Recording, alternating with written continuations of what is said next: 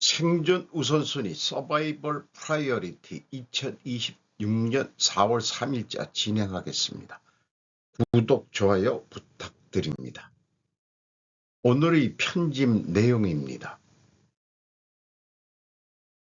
물에 흘려보내는 일본과 기억하는 한국, 기후와 지리가 키운 국민의 의식 차이란 뉴스위키지 4월 3일자입니다.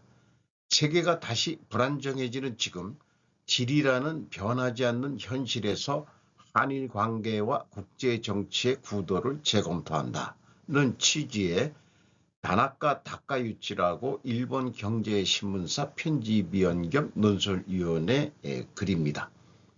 전후 80년을 거쳐 세계가 다시 강대국들이 세력권을 겨루는 시대로 접어들고 있는 가운데 분쟁은 더 늘고 혼미는 깊어져 가는 것인지, 지정학 필독서 세계를 밝히다 지정학 닉케이 일본 경제신문 출판의 전서와 제1장 지구본으로부터의 시점, 그 7번째 지리가 낳은 한일의 오해의 다이제스트판을 게재, 지정학이라는 말에는 정의라는 글자도 들어가 있습니다. 이것은 주로 비우기 쉬운 정치적인 문제를 의미하고 있습니다. 지정학은 지리와 더불어 정치, 경제를 종합적으로 파악하여 외교나 비즈니스 등의 국제 무대에서 사용할 수 있도록 한 실학으로 자리매김합니다. 이 글에서는 한일 관계를 둘러싼 땅 부분을 분석한 후 앞으로의 향방을 생각해 보고자 합니다. 재앙에 휩쓸린 일본과 인재에 휩쓸린 한국. 일본은 세계 유수의 재해 대국입니다. 지리적 조건은 국가를 지키는 데 유리하게 작용했습니다. 1281년 여름 원구의 홍안 역할에서는 일본 측이 몽골군의 침략을 물리쳤습니다. 이때 몽골군 대선단을 괴멸시킨 폭풍우 가미카제는 대형 태풍이었던 것으로 보입니다. 한국은 이런 의미에서 일본과 대조적입니다. 한국 정부의 통계에서는 2011년에서 2020년의 재해의 손해액은 연평균 약 479억 원, 일본의 40분의 1 수준입니다.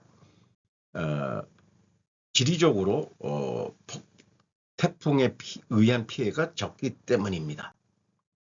한편 한국은 예로부터 육지로 이어진 중국의 침략에 노출되어 왔습니다. 역사상 한반도가 외적에 침입당한 사례는 수십 차례에 이릅니다. 자연재해가 적어도 침략이라는 인재가 많았던 것입니다. 왜 한국은 과거를 고집하고 일본은 물에 흘려보내는가? 이 물에 흘려보낸다는 게 상선약수라는 뜻으로 쓰고 있는지는 좀 의문이 가네요. 이러한 각각의 지형과 역사는 양국의 국민성 차이를 만들어냈습니다. 한국에서는 반복적으로 침략을 받은 경험으로 인해 자신의 민족에 대한 기억과 강대국에 대한 대항심, 자존심을 중시하는 경향이 강해졌습니다. 침략을 허용한 과거의 정치가 등에 대한 총괄이나 단죄의 움직임도 많이 볼 수 있었습니다. 적에게 내응한 배신자를 용서했다가는 침략의 재발을 초래할 수 있기 때문입니다. 국내에서는 지금도 전쟁 전 일본의 식민 지배를 비난할 뿐 아니라 그에 협력한 한국인을 친일 반민족 행위자로 규정하고 계속 단죄하고 있습니다. 한편 일본에서는 자연재해에 대한 대응을 통해 사회적 연대감이 강해졌습니다. 과거의 이 사회를 끌고 있으면 매년 습격당하는 재해로부터의 부응이 어려워지기 때문입니다. 이처럼 사회 결속을 중시하는 풍토에서는 전쟁 등 인재에 대한 책임 추궁이 모호해지는 경향도 있었습니다. 임진왜란이나 2차 대전 일으킨 전범들에 대해서도 그렇다는 뜻으로 자기네들을 스스로 방어하고 있는 것 같습니다. 전후 일본에서는 전쟁 전 한반도의 식민 지배에 대해 언제까지 한국에 사과해야 하는가라고 불만이 정치인의 언행으로 표면화되었습니다. 자, 길게 얘기한 것을 저 뒤에 있는 얘기입니다만은 한일 관계를 개선하기 위해서는 한일이 공통의 적이 있어야 된다. 이런 거고요. 공통의 적이 있기 위하여는 이게 제가 필요 조건으로 한번 정리해 본 거죠. 일본의 자연재해가 있어야 했었다. 일본의 자연재해가 있기 위하여는 반드시 사회적 연대감이 필요하다. 이렇게 되어 있습니다. 공통의 적을 만들기 위하여는 대륙의 침략 인재가 있었어야 한다. 대륙의 침략 인재가 있기 위하여는 배신자 처벌을 했어야 한다. 이렇게 좀 얘기를 해보면은 사회적 연대, 화라고 걔네들은 그러죠. 화와 배신자 처벌 간에는 상호 대립관계가 생기는 거다. 이렇게 얘기할 수 있겠죠. 이렇게 서로 다른 그 일본과 한국의 이 국민성이 틀린데 어떻게 뭉칠 수 있느냐. 그러니까 공통의 적을 만들자 그런 얘기 같아요. 공통의 위협이 있으면 관계는 좋아진다. 공통 위협이 있으면 관계 좋아져. 그럼 한일 관계는 앞으로 어떻게 될까요? 국가와 국가의 관계를 강화할 때 공통의 적을 갖는 것만큼 강한 추진력은 없습니다. 2차 대전 때 그때까지 적대했던 영국과 소련은 나치 독일과 싸우기 위해 동맹을 맺었습니다. 다만 전후에 공통의 적이 없어지자 미국과 영국은 소련과의 대립을 심화시켜 냉전시대를 맞이하게 되었습니다. 현재 민주주의 국가인 일본과 한국은 비민주적인 중국과 러시아의 위협을 받고 있습니다. 대립을 심화시키는 미국과 중국의 사이에 위치하고 있다는 점에서도 공통적입니다. SNS를 통한 중국과 러시아발 일본과 한국에 대한 가짜 정보 공작은 해마다 계속 증가하고 있습니다. 한국의 국력 향상과 서로를 왕래하는 관광객도 증가하고 있습니다. 국민들 사이에서 부정적인 기억에서 벗어나 자연체로 대하는 풍조도 확산되고 있습니다. 이재명 대통령은 반일 의식이 강한 혁신 세력 출신입니다. 그러나 취임 후 일본과의 관계를 중시하는 실용 외교를 내세운 것은 이런 배경이 있습니다. 아시아 태평양 경제협력처 APEC 정상회의를 위한 일본과 미국, 한국의 외교 절충에서는 한국의 고위관리가 삼국의 조선 분야 협력에 북한과 러시아를 포함시켜야 한다고 주장해 미국 대표를 망연자실하게 하는 막도 있었습니다. 미일 관계가 삐걱거리거나 북한이 한국에 접근하는 등 상황이 바뀌면 일시적이라도 한일 관계가 다시 악화될 위험은 남아 있습니다. 지정학 전문가라면 통일 한국이란 관점에는 어떤 견해를 말할 수 있는지 매우 궁금합니다. 예를 들면 통일 한국과 일본의 공통의 적을 제시할 암시를 하는 것 같기도 하고요. 결국 중국임은 명약 관화하다. 미중 사이의 공통적 위치를 강조. 어쨌든 한국에서 일본을 연구하는 전문가가 좀 필요하지 않을까도 그런 느낌을 받게 됩니다. 트럼프 비판에 질린 중로 정상, 북한은 2017년과는 크게 달라. 헤이신지 저널리스트 코리아 리포트 편집장, 작년 80 전승절, 지들이 전승절이 아니지만 삼국의 정상들이 천안문 광장 위에 올라간 건가요? 어쨌든 이런 사진을 게재했습니다. 미국과 마찬가지로 군사작전이라는 이름으로 우크라이나를 침공했다가 트럼프 대통령으로부터 완전히 미쳤다. 너무 많은 사람을 죽인다는 비난을 받은 블라디미르 푸틴. 러시아 대통령도 대만 침공이면 베이징을 폭격할 것이라고 갈취당한 시진핑 중국 주석도 맞받아칠 호기임에도 입을 다물고 있다. 이란 전쟁에 대해서 북한의 김정은 국방위원회 제1위원장은 어떨까? 분명 1차 트럼프 행정부 때는 가는 말이 고와야 오는 말로 트럼프 대통령과 격렬하게 응수했던 것이 아직도 기억에 생생하다. 국무위원회 위원장 이름으로 성명을 내고 대통령이 된 후 뒤 세계 모든 나라를 위협 공갈하고 세계를 그 어느 때보다도 떠들썩하게 하고 있는 트럼프는 한 나라의 무력을 가진 최고 통수권자로서 부적격하며 그런 분명히 정치인이 아니라 불장난을 하는 방아 깡패임에 틀림없다고 매도했다. 이어 말뜻도 모르고 제멋대로 하는 노망에는 행동으로 보여주는 것이 최선이다. 미국이 늙은 미추광이를 반드시 불로 가라앉힐 것이라고 강하게 반발했다. 그러나 이번에는 트럼프 대통령에 대한 자취를 감추고 있다. 북한은 한국의 문재인 전 대통령을 전응, 윤석열 전 대통령을 건달, 바이든 전 대통령을 늙은이라고 평가하는 등 꼬리표 붙이기와 욕설을 주특기로 삼아왔다. 그러나 지금이야말로 그 본령을 발휘해야 할 때인데도 침묵을 지키고 있는 것은 솔직히 북한답지 않다. 자기 중심적이고 자신감 과잉이라는 점에서는 김 위원장도 지지 않는다. 2018년 신년사에서 트럼프 대통령을 향해 미국은 결코 나와 우리나라를 상대로 전쟁을 일으킬 수 없다. 미 본토 전역이 우리의 핵타격 사정권 안에 있고 핵 버튼이 내 집무실 책상 위에 항상 있다며 강경한 태도를 보였다. 이후 유엔 안보리로부터 거듭된 경제 제재를 받으면서도 미국 본토에 도달하는 대륙간 탄도미사일을 화성 17호부터 화성 20호까지 개발하고 있다. 부자 싸우지 말라는 말이 있는데 닮은 사람끼리 안 싸우는 것인지도 모른다. 이렇게 결론을 내고 있네요. 이 뒤에 말에 부자 싸우지 말라는 말이 비유가 핵폭탄 부자라는 뜻인가요? 헤이신지라고 소개를 하고 있는데 도쿄 태생이고 메이지 가쿠인데 영문과 졸업해서 신문기자를 거쳐서 1982년 조선문제 전문지 코리아 리포터를 창간해가지고 활동하는 사람이 된다고 하네요. 만약 남북통일이 된다면 이런 최신저 이런 것도 있는데 이런 것들을 좀 연구를 해볼 필요가 있겠죠. 한국인과 잘 어울리는 법 이런 것도 있고 한국경제 핸드북 북한 100의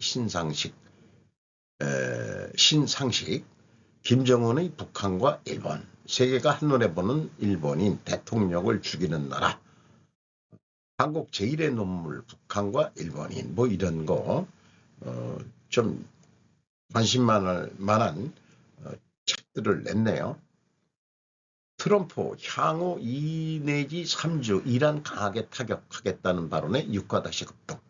4월 1일 시상통신 쪽에서 시나리오 부재로 원유 급신, 혼란 수습 안돼 트럼프 미국 대통령 연설.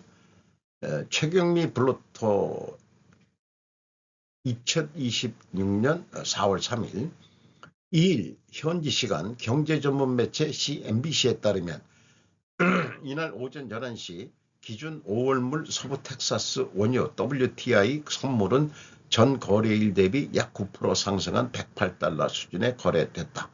글로벌 벤치마크인 브렌트유 6월물 선물은 5% 오른 배럴당 $106를 기록했다. 전날 저녁 트럼프는 연설을 통해 향후 2, 3주 동안 이란을 매우 강하게 타격할 것이라고 경고했다. 동시에 전쟁이 오래 지속되지 않을 것이며 이란과의 협의도 진행 중이라고 밝혔다. 또 그는 이란 정권이 상업용 유조선과 분쟁과 무관한 주변 국가들에 대해 비정상적인 테러 공격을 감행했기 때문에 유가가 상승한 것이라고 주장했다. 트럼프는 이란과의 협상을 통해 정전 합의 타결이 가까워졌다고 밝히며 동시에 중동 지역에 대규모 병력을 추가 파견하겠다고 말하기도 했다. 정전 합의 압박력으로 일관된 발언이지 오락가락은 아니라고 저는 봅니다.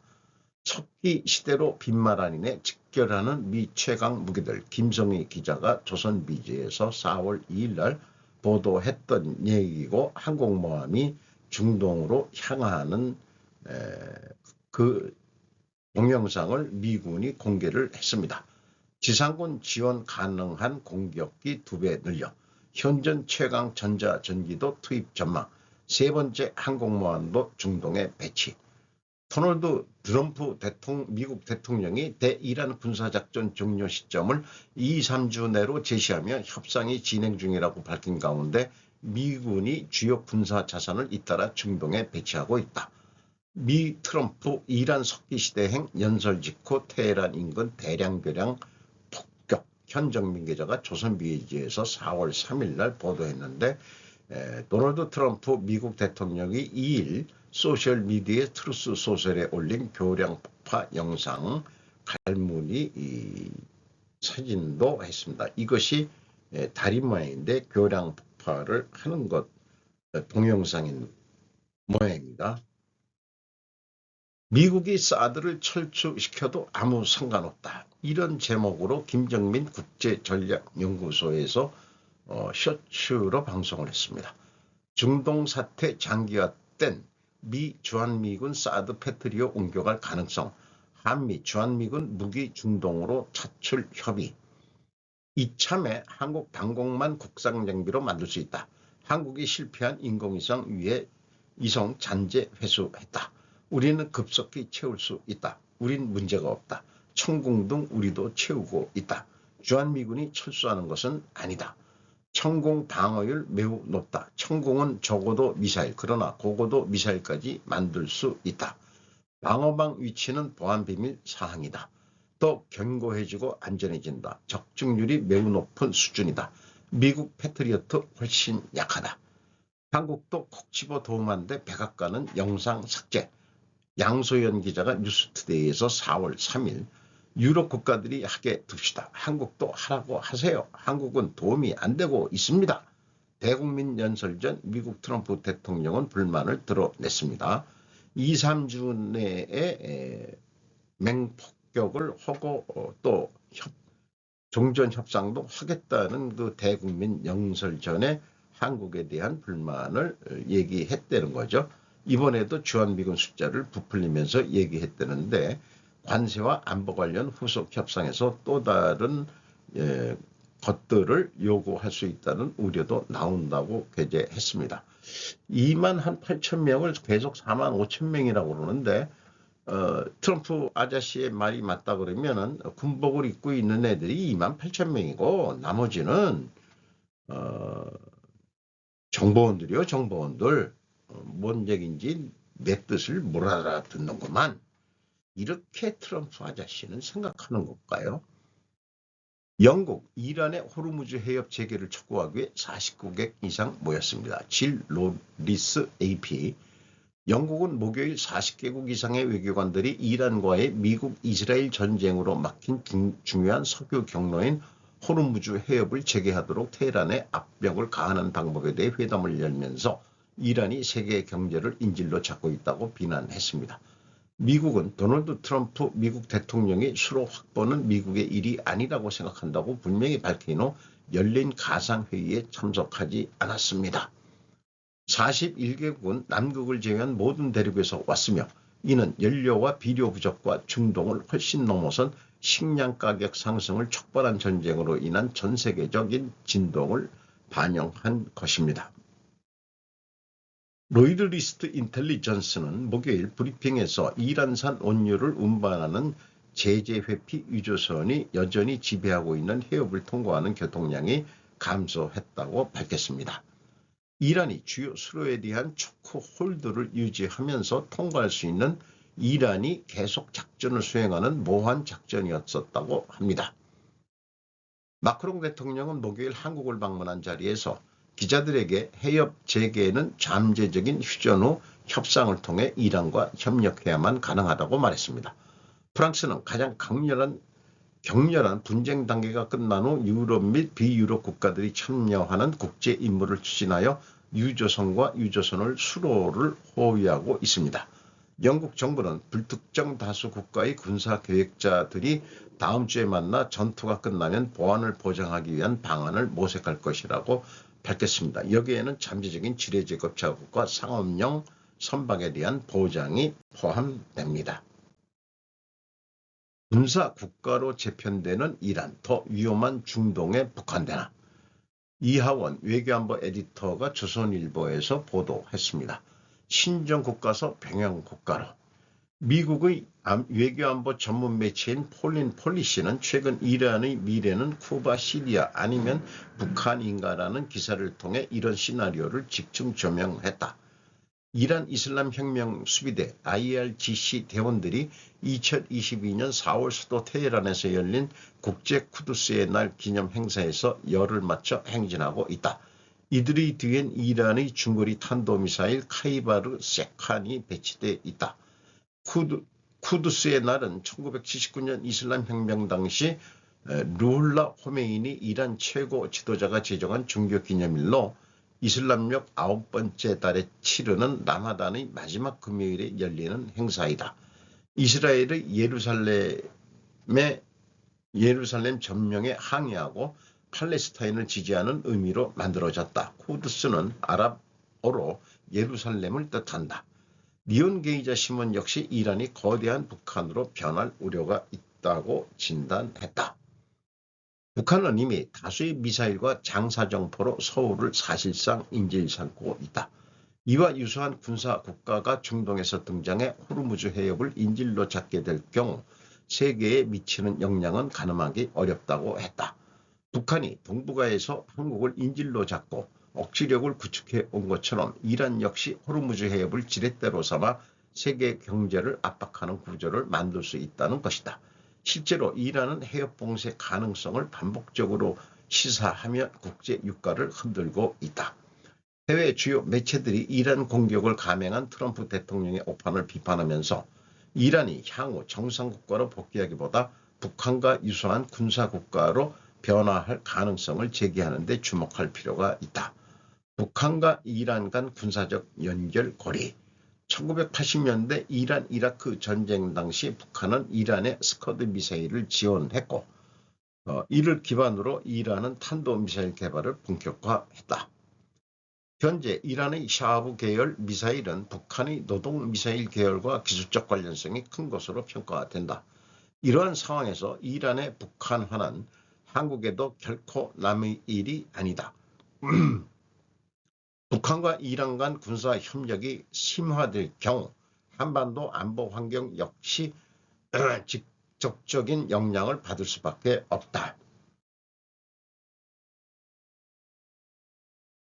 트럼프 대통령은 최근 북대서양 조약기구 탈퇴를 시사하는 한편 한국을 포함한 동맹국들에 대한 불만을 공개적으로 표출해 왔다. 또 하나의 북한형 국가가 현실로 등장할 가능성은 우리 정부의 중동과 동북아를 상호 긴밀히 연동된 하나의 안보 구조로 인식하고 종합적으로 대응해야 한다는 과제를 제기하고 있다. 전기 국가 중국의 어둠 그리고 야망. 세계적인 석유 위기인데 옆에 있는 재생에너지 대국은 닌마리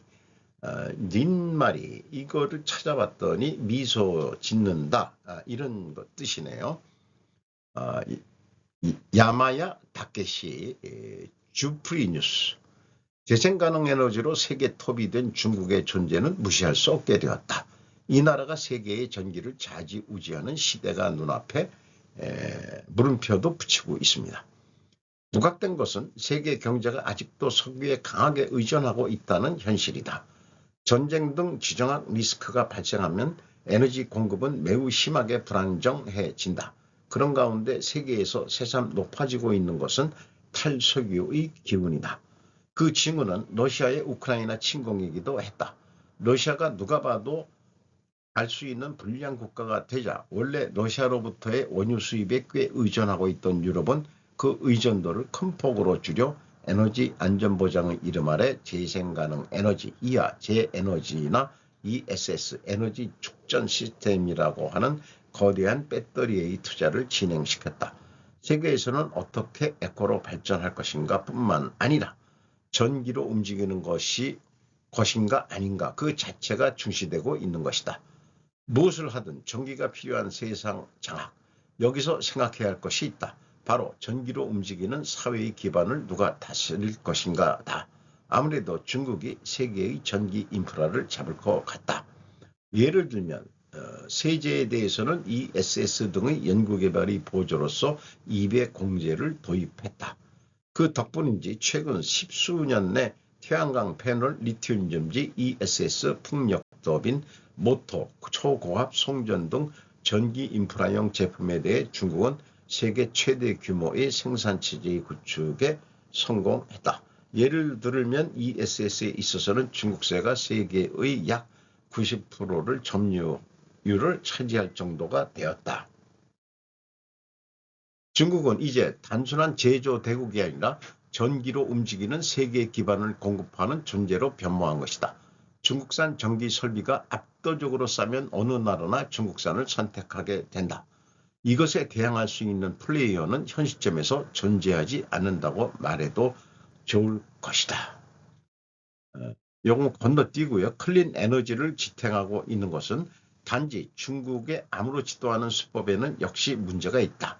예를 들면 중앙정부는 지방정부나 기업에 대해 재에너지의 엄격한 도입 목표를 부과했다. 그것에 의해 표면적으로는 보급이 가속했지만 한편으로 현장에서는 기술이 성숙하지 않은 채 깎아서는 안 될 부분까지 코스트 컷, 비용 절감이 행해지고 있다. 그 결과 일어난 것이 바로 열흘화였다. 안전성이 불충분해 폭발했다라고 하는 품질 문제다. 또 기업들이 헐값을 다투다 공멸했다는 이야기도 나온다. 보조금이나 계획 달성을 우선에 건설되었지만 비즈니스로서 성립되지 않아 가동이 멈춘 좀비 ESS나 좀비 태양광 발전소라고 하는 하리보테 안건도 헤아릴 수 없다. 발전소를 건설했지만 전력을 전달할 수 없기 때문에 가동할 수 없다. 사태가 속발, 이 계획성의 결여에 의해 대량으로 건설한 발전 설비의 일정 비율이 좀비화되고 있는 것이다. 게다가 건설 후 얼마 지나지 않아 고장이 났지만 운영 주체가 철저해 아무것도 메인터넌스, 유지 보수하지 않는 농촌의 지붕 솔라라고 하는 세웠지만 사용되지 않는 재에너지 시설도 있다고 소개를 하고 있습니다. 전기가 열쇠를 쥐고 있는 세계의 AI 경쟁, 발전, 송전, 축전 AI가 계산이라고 하는 이 순서를 설명하고 있고요. 세계의 중국 의존 피할 수 없다에 대해서 강한 물음표를 던지고 있습니다. 이는 전기 국가로서 자국의 신재생 에너지와 전지, 송전 인프라를 풀로 살리면서 AI라는 차세대 디지털 산업을 움직이는 기반까지 잡으려는 움직임이다. 그러나 이 모델은 해외에서 전개되고 있다. 신재생 발전 설비 수출은 EV 보급의 교두보라고 할 수, 보다는 오히려 전기와 계산 자원이라고 하는 21세기 산업 기반을 동시에 잡는 전략이다. 세계 각국의 재에너지 축전의 도입을 가속한다고 하면 그 상당 부분은 중국제의 패널과 전지, ESS에 의존하게 된다. 석유의 지정학 리스크를 싫어하는 나라가 증가하면 증가할수록 재생에너지와 축전의 자금과 경쟁을 향해 그 중의 상당 부분을 중국 기업이 수주한다. 라고 하는 구도가 보인다. 그리고 그 연장선상에서는 전기와 계산 자원을 모두 진 전기국가로 대두한 중국이 다음 세대를 주도하게 될 것이다. 그래서 이 긴 글을 간단히 소론본론 결론으로 제가 정리를 해보면은 석유의 부정적인 측면을 강조했고 두 번째 그래서 전기의 필요성을 강조했는데 결론은 중국의 전기 패권 다음 시대를 주도한다는 겁니다. 이 글을 전체로 읽고 느낌이 오는 것은 그렇게 되면 안 되고 또 다른 결론은 중국 해체시키기 위해서 시키려는 미국이 있다. 이렇게 봐집니다. 그래서 스루포트 회계 때도 계속 템플릿 자료로서 소개하는 거지만 이 전기계통, 태양광 그 설비 뭐 이런 것들이 다 과잉 투자가 되고 거기에도 뭐 태양광 패널에 스파이 웹이 뭔가 칩이 삽입돼 있다 이런 설도 있고 그렇습니다. 정부 보조금까지 줘가면서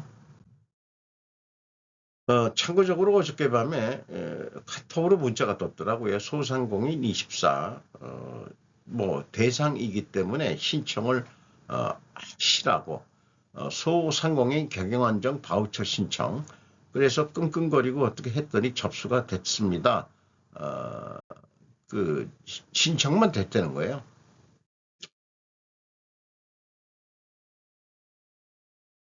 오늘도 좋은 하루 되시기 바랍니다.